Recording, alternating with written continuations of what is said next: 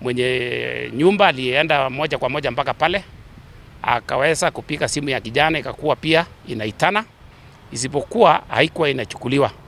So yeye mwenyewe alichukua hatua ya kufunja ile mlango, na ndani akapata kijana amejitia kitanzi kutumia sweta yake, akiwa amefunga juu ya ufa ya nyumba.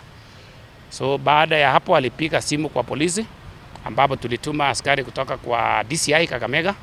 Walienda kweli na wakakuta ni ukweli kwamba huyu kijana Edmond Mbae ambaye ni 30 year student Masinde Muliro University amejitia kitanzi na ameaga.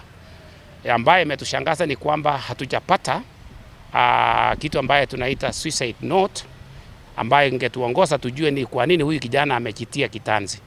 Hizo vitu zote zilishikwa na wajamaa kwa uwezo wao, wakashika na zikaletwa hapa Kakamega Police Station tayari kungojea wale ambao wamekuwa wakiibiwa kwa hiyo muda yote wakuja wa identify, and then baada ya hiyo hao wajamaa wapelekwe kotini.